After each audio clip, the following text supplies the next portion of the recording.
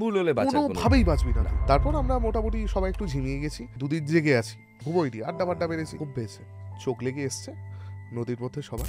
হঠাৎ করে একজন বন্ধুর ঘুম ভেঙেছে, ঘুম ভেঙে দেখছি জোয়ার আসছে, আর ওই জোয়ারের টানে নিচে যে নোঙর ফেলা থাকে, তো ওই নোঙরটা ঘষতে ঘষতে ঘষতে ঘষতে পাড়ের দিকে চলে গেছে।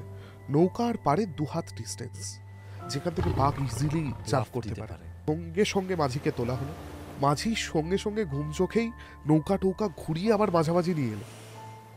মানে তুই ভাব, বাঘ যদি কাউকে তুলে নিয়ে যেত জানতেও পারতিস না। সকালবেলা মাঝি বললো যে এখান থেকে যতটা তাড়াতাড়ি পারি আমরা বেরিয়ে যাই, বিদ্যাধরী ধরে আমরা সোজা ব্যাক করবো।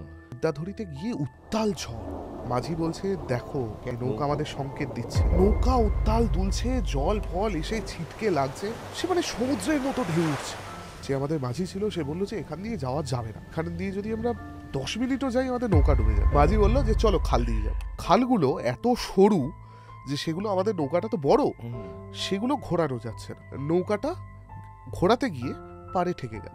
বাঘ লাফও মারতে হবে না, হেঁটে আসবে। ভাব মাঝিরা কত সাহসী। একজন ছেলেটার বয়স হার্ডলি 15-16 হবে, মাঝির হেল্পার হিসেবে গেছে। সে বললো যে আমি দেখছি বলে সে জলে নেমে গেল।